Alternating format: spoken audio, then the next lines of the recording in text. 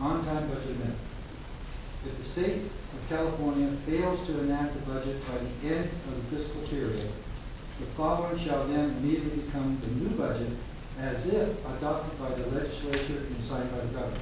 Number one, the budget for the ending fiscal year shall automatically become the budget for the new fiscal year.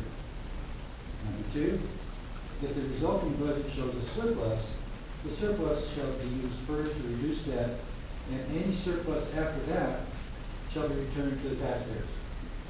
Number three, if the resulting budget shows a deficit, all expenditure items shall be proportionally reduced to balance the budget. Thank you for your time and attention.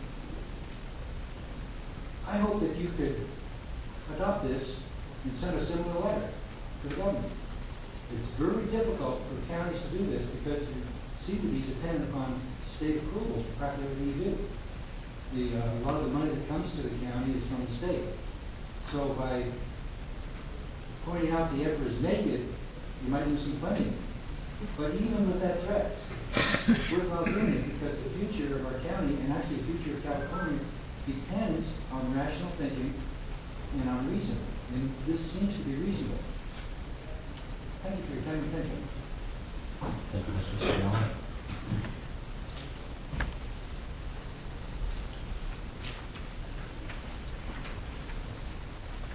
Good morning, my name is Corey.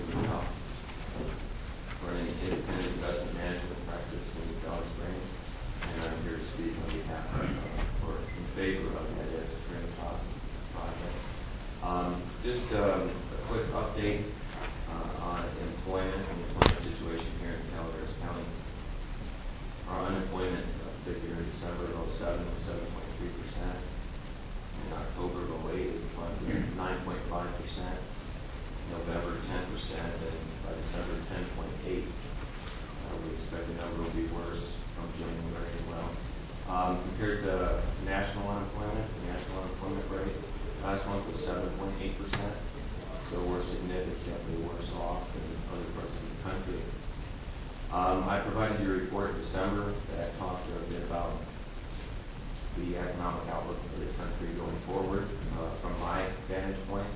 And I expect that things will be a bit more difficult when it comes to developing commercial projects next decade due to a higher interest rate environment. Even now, as we speak, we're looking at the federal government issuing about $2 trillion of treasuries this fiscal year. Hillary Clinton's over in China begging the Chinese to continue to lend us money at low rates. So we'll see how long this continues, but I suspect it won't continue much longer. So leaning back on the Trinitas project now, while the cost of capital is low, and we have commercial projects that can employ people and generate revenue for the county and the state. And we'll see, as well as the state's budget, whether that unravels when it goes before voters.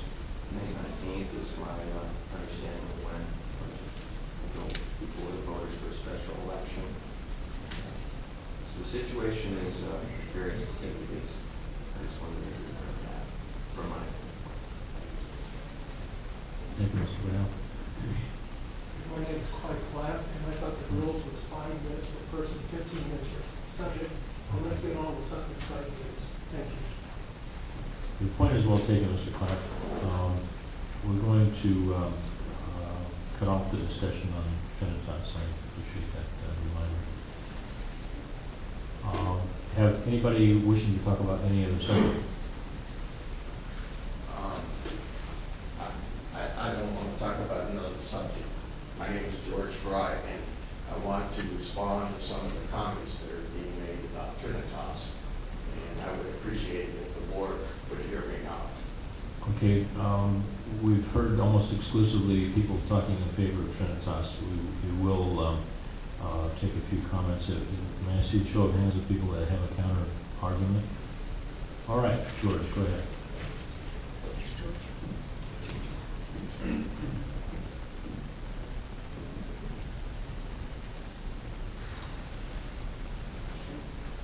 I wasn't coming here to speak about Trinitas today, but listening to what's being said.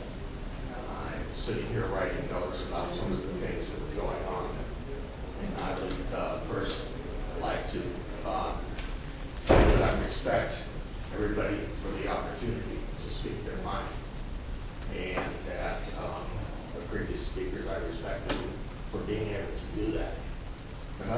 tell you some things about why this project shouldn't be approved.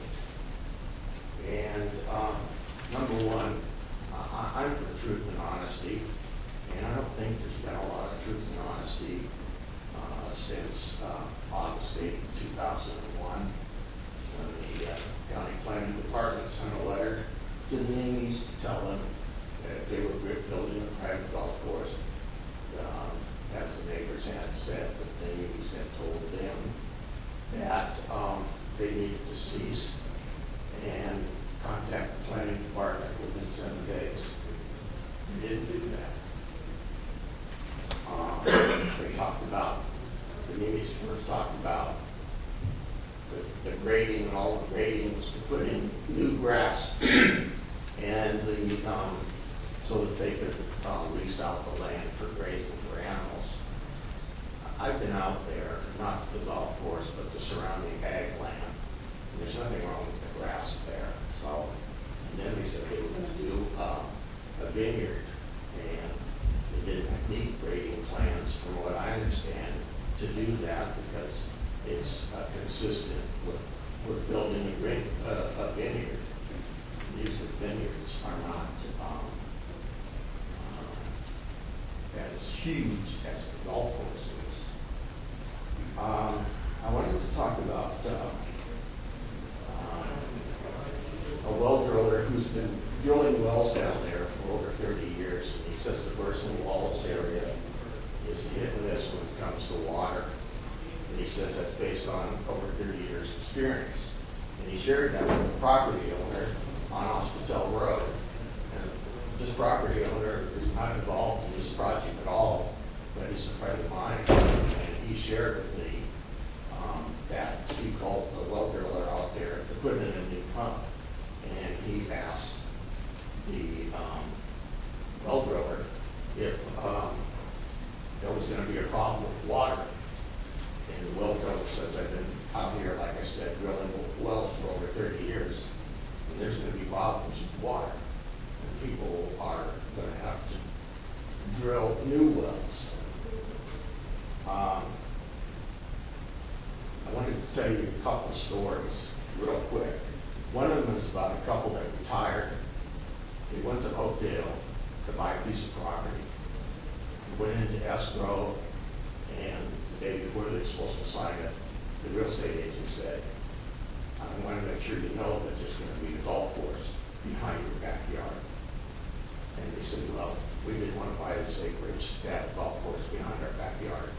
So they nixed the deal, came to Calaveras County, and they bought a piece of property out off of Hospital Road.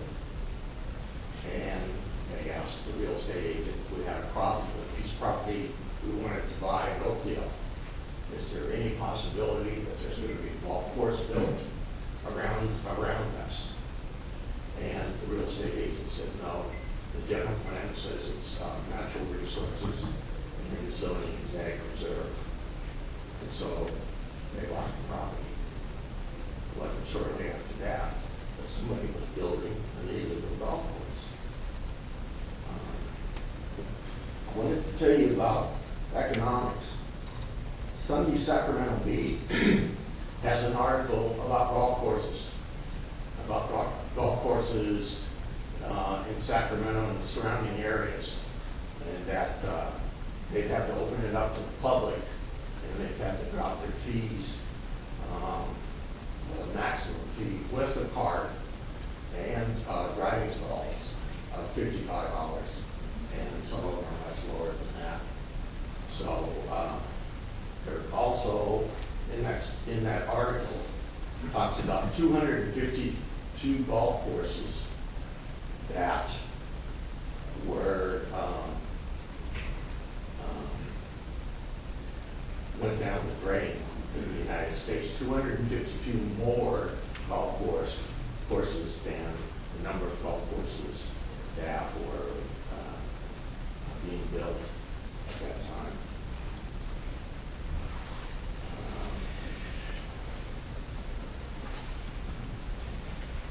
One more thing. There are 6 golf courses in this county. They start up in Arnold with Meadowmont, Blue Lake Spring.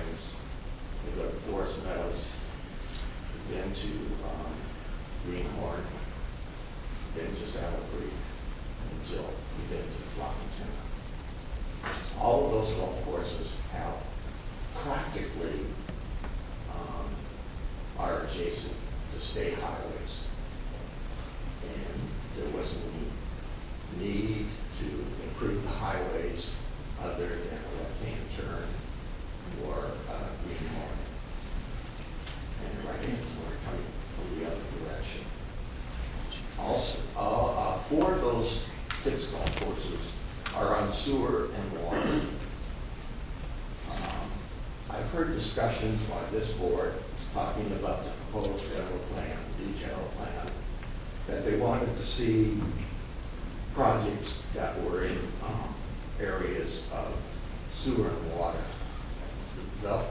Development should go there. And I agree with them. And that's not the case with this project. It's on well water and septic tanks. And the last comment I want to make is this project is 13 miles from the community. The community that's out there is a community of people who have ag land or small rural residential lots. And the closest zoning, recreation zoning, is in Valley Springs. I just wanted to respond because I think it's important that you hear some other person's point of view. Thank you. Thank you, Mr. Frye.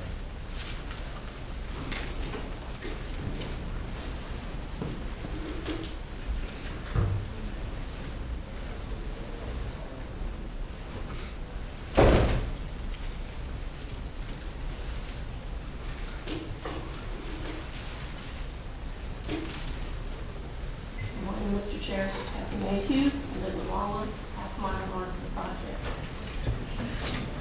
I'm going to read my remarks, so I think it'll be like 5 minutes. I was hoping not to have to say it today. I can't hear you. Okay, I'm going to speak up. Within the Rigid Trinitas final EIR and staff report, there are references to conditioning any approval of the proposal on findings providing substantive evidence in the record to support a statement of overriding considerations. May I wait until the motion comes down? Of course. It's not a message they want to hear. 12 project impacts declared significant and unavoidable cannot be mitigated below the level of significance.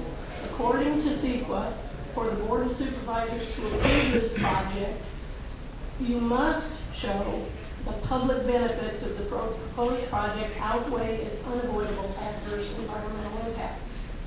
Public benefits cannot be asserted in a vacuum without reference to the costs likely to be incurred by the developer, the county, and the taxpayers should this project be approved. Project supporters see Trinitas as a quick fix for all their problems, the last hope for a county suffering an economic downturn impacting individuals and businesses nationwide.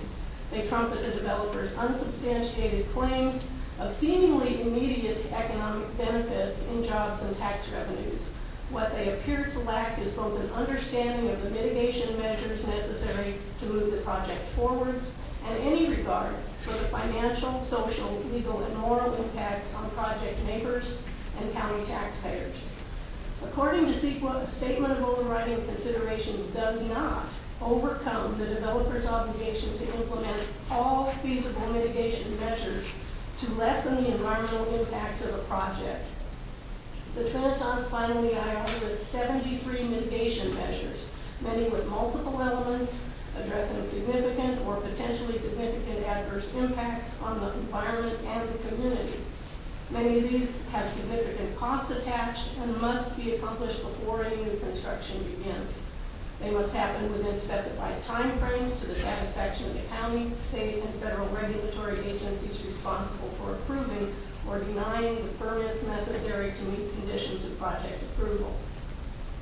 Examples range from protocol biological studies to groundwater metering for 1 year to bringing in surface water to irrigate the course. They include purchasing conservation easements to replace agricultural land and wildlife habitat destroyed during unauthorized project construction. Also, funding and installing left turn lanes on Highway 26. And lost my place. With construction costs estimated at $1 to $3 million a mile for improving stretches of Hospital Road. With the exception of the surface water, many of these mitigations are deemed necessary at project startup. If the developer doesn't foot the bill, the work will not be done. If that happens, the significant impacts will fall on the shoulders of local residents. in failing wells and threats to their family safety on inadequate, dangerous roads. They'll fall on county residents in traffic slowdowns on highway intersections, or on bond measures and assessments for infrastructure improvements not implemented because resources were diverted to support a private resort inexplicably approved far from public sewer, water, and services. The county will shoulder some of these mitigation costs, if not directly, then in staff time spent reviewing reports and mitigation monitoring rather than processing the backload of development applications and completing the general plan. This will harm other developers waiting in line to get their own projects through according to the rules. Even outside agencies will bear costs for consultations and site visits that should have taken place before unauthorized construction occurred. The project supporters' rallying cry of jobs and tax revenues reflects only one side of the cost-benefit analysis. Where is the accounting for the irreversible loss of productive agricultural land likely to result from this leapfrog development? Who calculates the cost of turning your back on the county's right to farm? What is lost when county land use designations become meaningless and cease to protect homeowners and inform developers about location-specific opportunities and prohibitions? What public benefit is created by unilaterally changing the character of a community without its consultation or consent? What will it ultimately cost the county and its citizens to reward the unrepentant violation of county, state, and federal laws in furtherance of a speculative private enterprise? Mrs. Mayhew, Did I hit 5 minutes? You are over 5 minutes. I've given you some I leeway apologize. because of the disruption at the beginning. Do you want me to stop? Um, Or can I, one more sentence? One more sentence would be enough. We're looking for you as leaders to have the courage and the wisdom to recognize where the real public benefit lay in this very unique situation. Thank you. All right. Does that conclude our comments on public comments this morning? I see no further commenters. I'd like to go to item number 7 now. This is a discussion of possible action regarding a resolution in support of proposal sponsored by the County Engineers Association of California, also known as SEAC, for streamlining Clean Water Act Section 404 permit process. Mr. Miller, good morning. Good morning, Mike Miller, Interim Director of Public Works. Public Works Department has brought this resolution forward to you to ask you to support it and approve it, along with the County Engineers Association of California, the California State Association of Counties put this on their 2009-10 legislative platform list. The National Association of Counties has it on theirs, and the National Association of Flood and Stormwater Agencies has it on theirs. This is essentially a resolution that's going to ask the United States Army Corps of Engineers to define activities that are exempt from a 404 permit requirement. That's a nationwide permit that we are obligated to pursue if we want to do maintenance activities or more than maintenance activities. What happens now is there's a process where we apply for permits to work. I'll use Cosgrove Creek as an example. Staff here started in June 2006 and gave up in June 2007 to try and get a 404 permit because of the mitigations that were requested. After they stopped that, staff met with U.S. Army Corps of Engineers and U.S. Fish and Wildlife, which is required to be consulted on projects, about mitigations. What this resolution is, and what we're asking for a clarification for from the U.S. Army Corps of Engineers, is for routine maintenance activities, we have a mitigation one time. Not each time the permit is reissued, you go back and you get different or more substantial mitigations. We believe at the time the Clean Water Act was passed, Congress's intent was not to put additional conditions on maintenance efforts in flood control channels. So we're simply asking that you pass and support the resolution so the state and national agencies can move forward with this and work with the U.S. Army Corps of Engineers.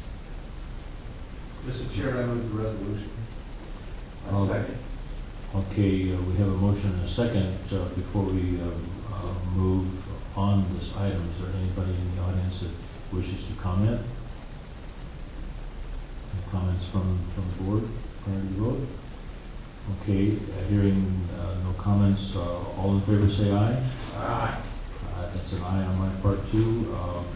There are any votes in objection to the motion? There are none. Okay, so it passes on a 4-0. Thank you. Thank you, Mr. Miller. Okay, moving on to item number 8. This is from the Planning Department, discussion and possible action regarding a minute order regarding the applicability of the board's policy resolution 07242 regarding criteria for discretionary development projects to the project 2008-060. It's a tentative parcel map for Barksdale at 5446 Pool Station Road. Good morning. Good morning, Chairman Thomas, Supervisors. Item number 8 for project 200806. The applicant has asked that this item be continued for 2 weeks until the March 10th hearing date to allow them time to resolve several outstanding issues with Public Works, and Planning Department concurs that that would be a good idea at this time. Okay. I'll move the continue. Okay. I'll second. Okay, we have a motion and a second, but for the audience at home, could you identify yourself, please? Oh, I'm sorry. I'm Shaylin Stratton, planner for the Planning Department. Thank you very much. Okay, Supervisor Tran, you have a comment? I'd just like to make a comment since we have a lot of agricultural people present in the audience. And my comment is that if, we've had a lot of discussion about trying to do things that will, for lack of a better term, protect agriculture or support agriculture or defend agriculture. We had a agricultural element that came before the board a couple of weeks ago, which I took considerable, exceptions with, and my feeling didn't do much to, certainly didn't do anything to protect the ownership rights of the agricultural people that own the property. In fact, in my opinion, it significantly eroded those rights. I guess since I have an ag audience present, I think we're going to do a lot more to, I guess I would use the term defend agriculture. If we, as a board, uphold the planning commissions and the board's direction that we have a larger minimum parcel size, that we encourage residential development to be done on public water, public surface appropriated water. And I don't know how many were here when Jeff from CCWD spoke. Quite frankly, we're in the process of most likely losing a substantial amount of our water rights from lack of use, not only on the Colony, Calaveras Riverside, but also on the Stanislaus Riverside, while at the same time we're going ahead and allowing significant development to take place in a form that I would refer to as rural sprawl, which is on septics and wells, while probably basically in the process of losing water rights. I don't think that makes a lot of sense. The board has spoken out strongly, at least to date, that the new general plan, we want larger parcel sizes, we want development on public water and public appropriated surface water and on public sewer. And another issue that will be coming back to the board here probably in the near term is going to be legal access. Are we going to allow people to basically come in and cut up branches and build on larger parcel sizes? And just about all of these things. obviously do not have public service appropriated water, and they do not have sewer. We don't allow residential buildings to go up on these parcels when they also do not have legal access.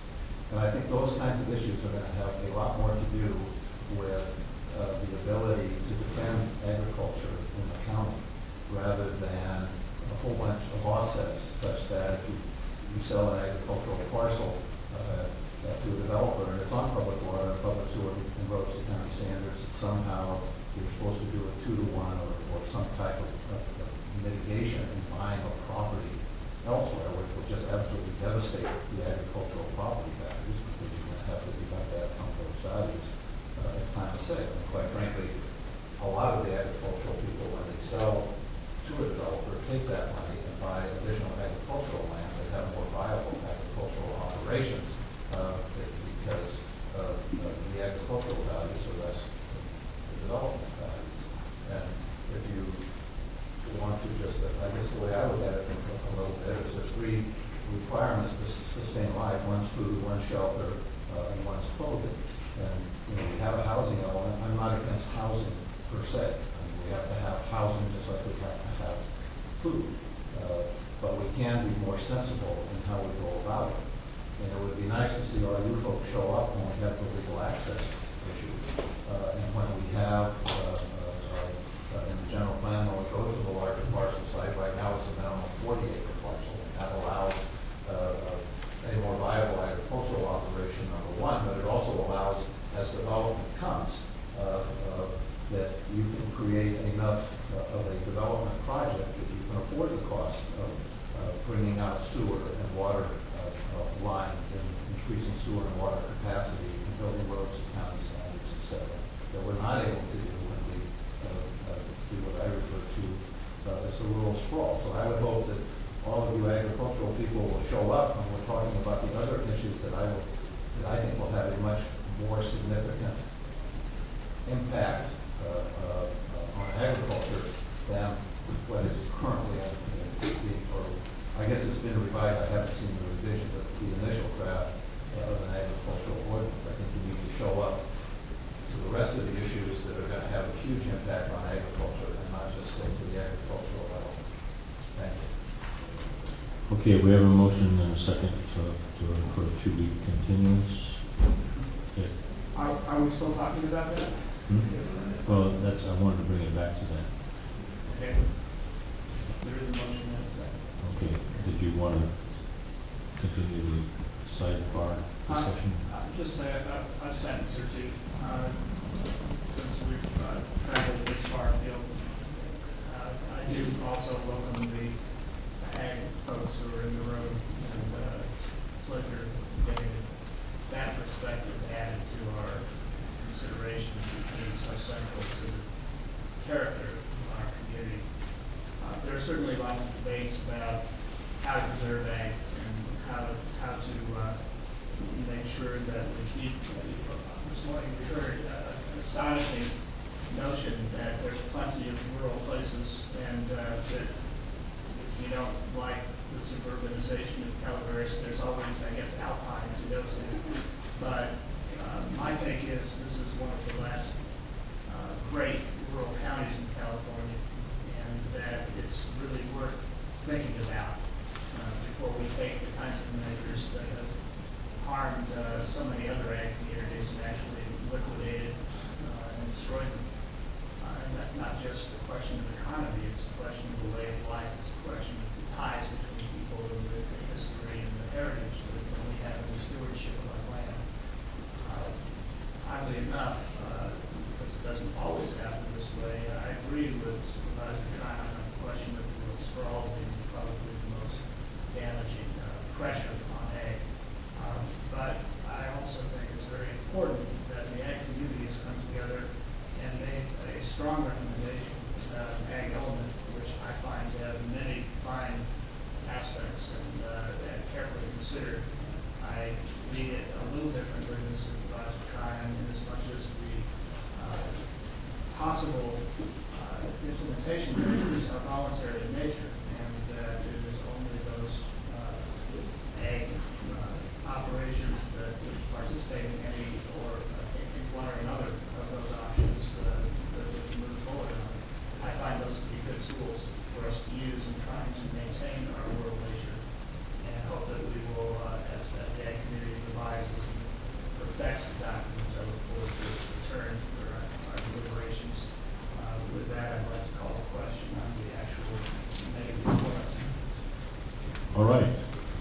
in favor of the motion to continue, say aye.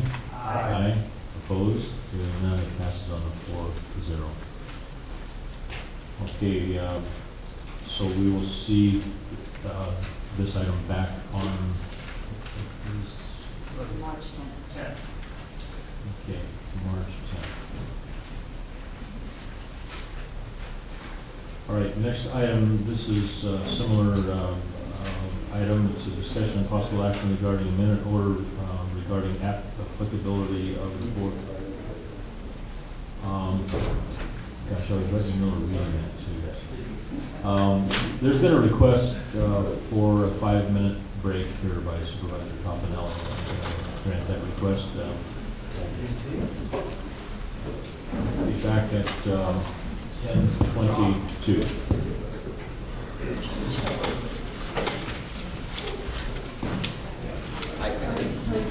Good, how are you? Thank you for adding to your newspaper for the day.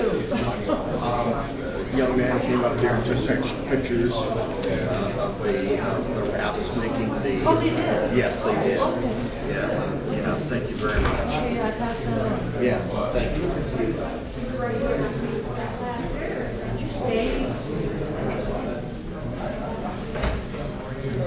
How are you? Yeah. Tweed hat.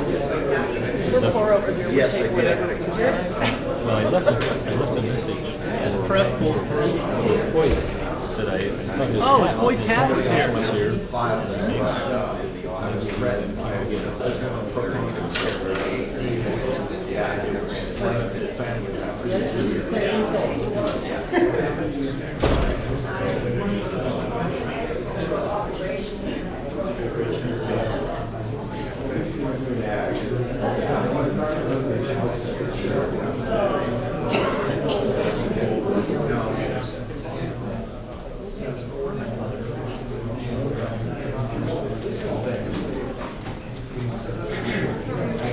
Hi, George. How are you?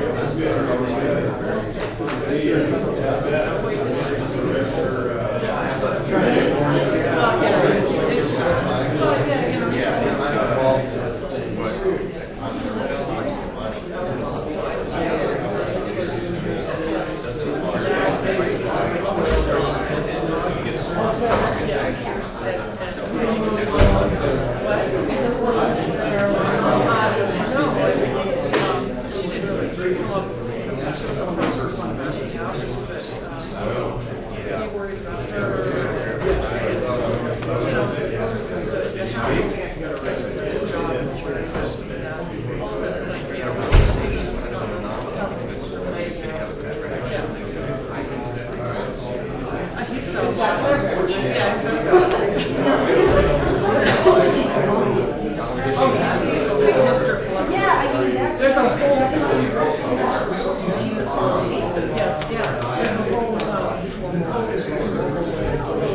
that we're even down there, it's how we walk around.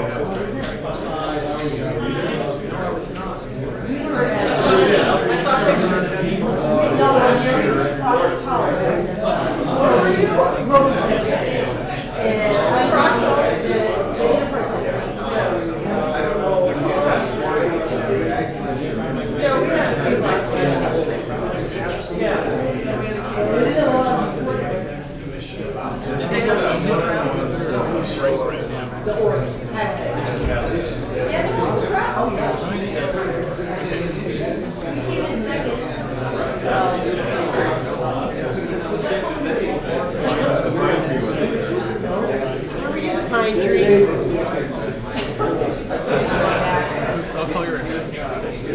What was that? Why weren't you at the trivia meeting? I missed it. We missed it. Not good. I know, we got spanked on that one. Hey, I missed the lunches. I came in early, cleaned up, I went out to Greenwood Creek. I thought where it was. I said on my calendar, I had Greenwood Creek. I got out there and I saw there's nothing there. By the time I got home, it was almost 12:30. And I looked at the calendar, it wasn't until Saturday or something. I put it on, and I started doing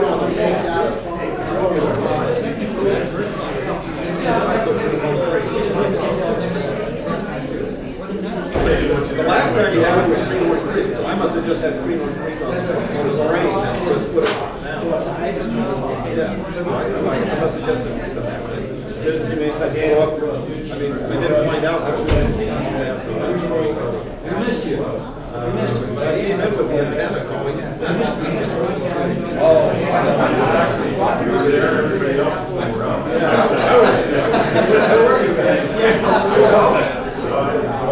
I like that. Yeah, absolutely. That just boggles the mind that these people are supporting.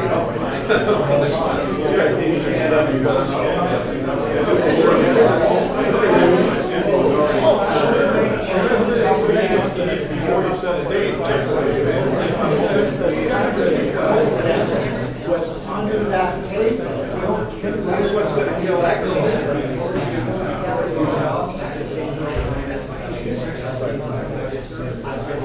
I'm supposed to talk to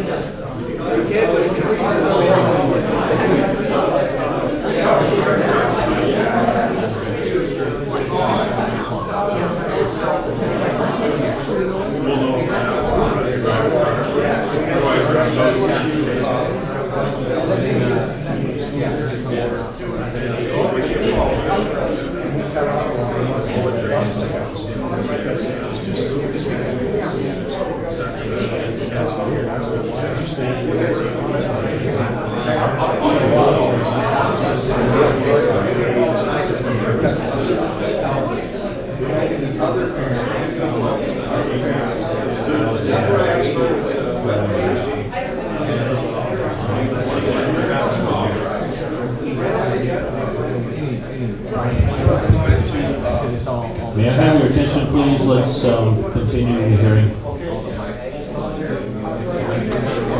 How are you? Good. Just being lazy.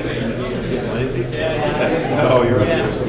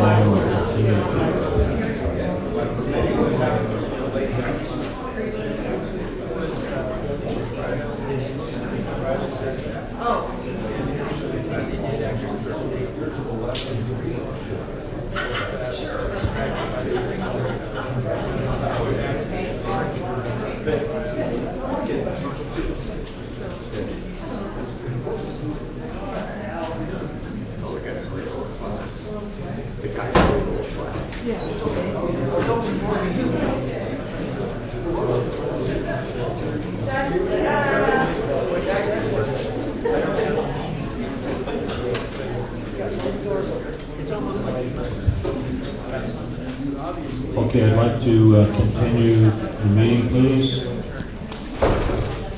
We're at item number 9, discussion of possible action regarding minute order regarding the applicability of the board's policy, the same resolution as before, 07242 regarding criteria for discretionary development projects. This pertains to project 2008-029. This is vesting tentative subdivision track map for EP&G properties. And we have Ms. Stratton also giving an explanation of this item.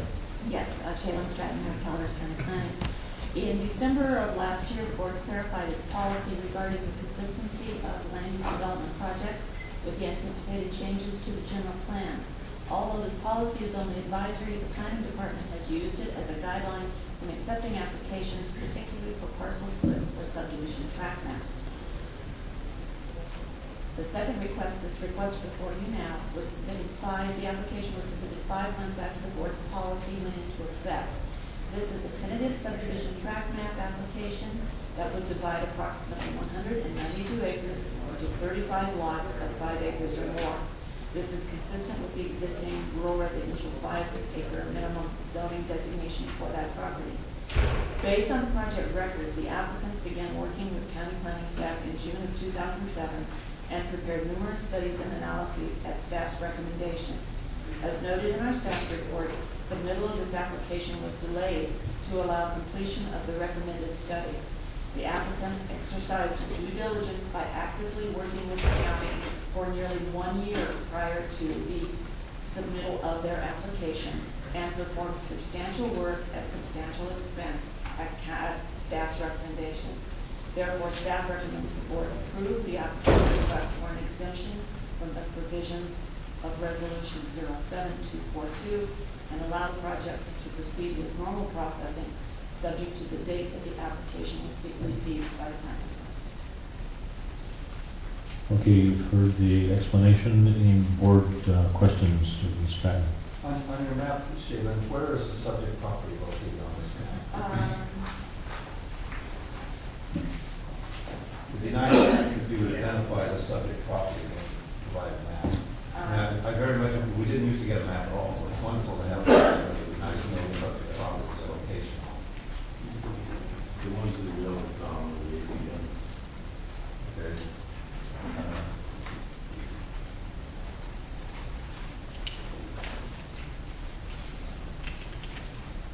I apologize that it isn't marked. It appears, this map, I did not prepare this, I'm submitting it in lieu of another planner, and it appears that map is not included in here. But the map is on, it's approximately 1.8 miles east of Valley Springs on the south side of Highway 12. I see it on here. What you have, it's not showing up. You actually have it outlined, but I couldn't pick it up. Just to explain the specific location, if you're traveling between Valley Springs and San Andreas, going eastbound, there is a commercial nursery alongside the road there, and this acreage sort of goes up behind that nursery. Okay, any other questions? I just want to understand the implications of the action before us today. We're not here to approve or disapprove of this. There's a whole process. It's a question of whether this gets into the queue or not, based on having come to substantial engagement with the county before we pass that resolution. That's correct. Our direction from the board was that for projects that were submitted following the adoption of the policy, that they would have to provide justification why that policy should not apply to them. And this is one of those projects that is being brought to you now for your determination on whether or not they should be exempt from the policy requirements at this time. And at that point, should you decide to exempt them, then they will move into the normal processing queue and move forward in the regular process. There will be a planning commission hearing. Is this expected to occur in the IR? At this point, we haven't gone far enough in the environmental review process. We don't know, no. But it would need to go through the environmental process, and then we can go to the planning commission, and depending on the situation, possibly before. Any other questions? I move we accept the staff recommendation. And do you have a second? I'd be interested in hearing public. I am public too. input on this before taking action. And the developers also here, if you have questions. Okay, before we complete the motion in a second, if provided there will be one, is the applicant here wishing to make any comments?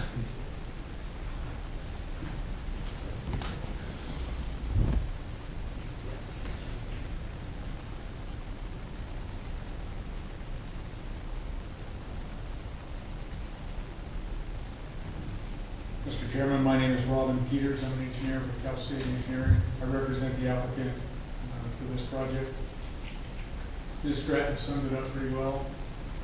The resolution that we're talking about, 07-242, was adopted in late 2007, November, I believe, and there was no provision in the ordinance, in the resolution, for projects that had been diligently working on the process of preparing a complete application at the time the resolution was adopted. So in November of last year, we requested that the board provide consideration for those projects that could demonstrate that in fact we had been working with staff for a considerable period of time up to the date of the resolution, and allow those projects that could provide that justification to be considered as timely filed. And our project is one of those. We were well underway, working our way through the processing in coordination with county staff when the resolution was adopted, and we're asking that the board consider our project as timely filed, considering that we were diligently working on the process at the time of the resolution. Can I answer any questions? Actually, I got one question of staff at this point, which is, should they come back? Thank you. Thank you, Mr. Peters. We have two of these on the agenda today, one of which we've just put off for a couple of weeks. How many more are in queue on this particular, under this subject? At this time, these are the only two that I know of. All right, we're not aware of anything else brewing out there. Nobody's made the case for exception or tried to. Not that I know of. Would you tend to be in a position to know with any if they come? Probably, yes. All right.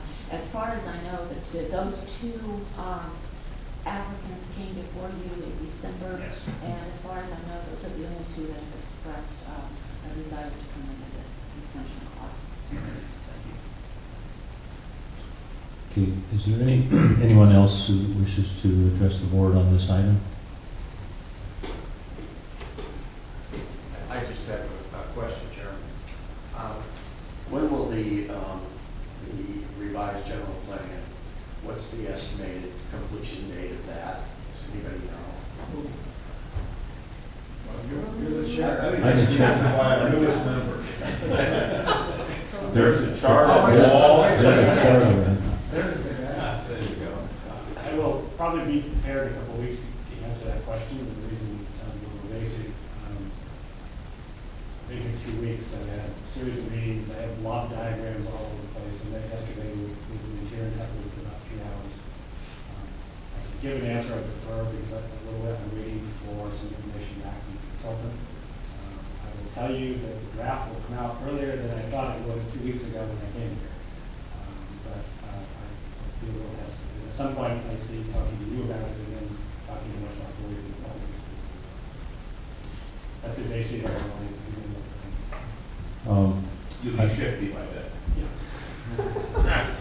Mr. Harrington, before you go away, I may be reading far too much into Mr. Fry's question, but there was an implied question there, at least I heard it, was that shouldn't we be stopping in our tracks until the general plan gets back to us and adopted before we handled any other applications. Could you respond to the specifics of whether a county should or should not stop taking applications in the process or during the time in which it's considering a new general plan?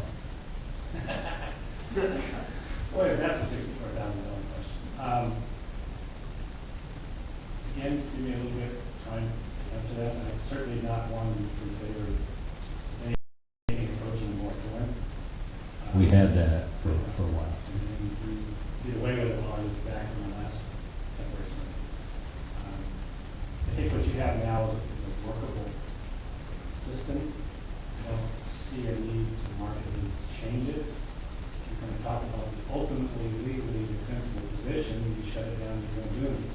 But I don't never suggest that. I don't see the need for it. I think you have some leeway by virtue of the resolution that you passed to consider projects not only consistent with the general plan, but maybe in early warnings signal of how well they'll do relative to a new version of the general plan, even though you don't know what that version is going to look like.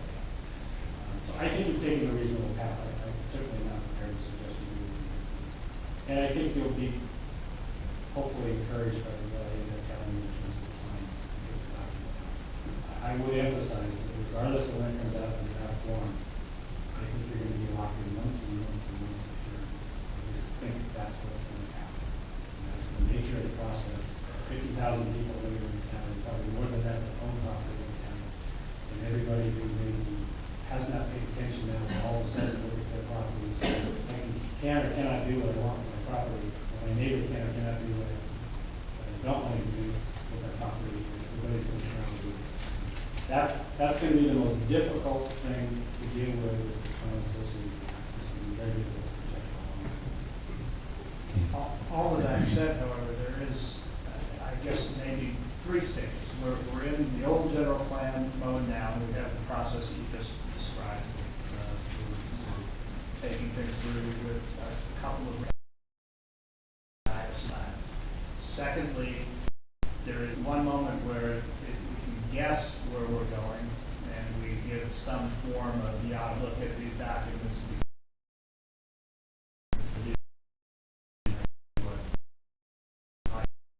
Clear definition costs into each.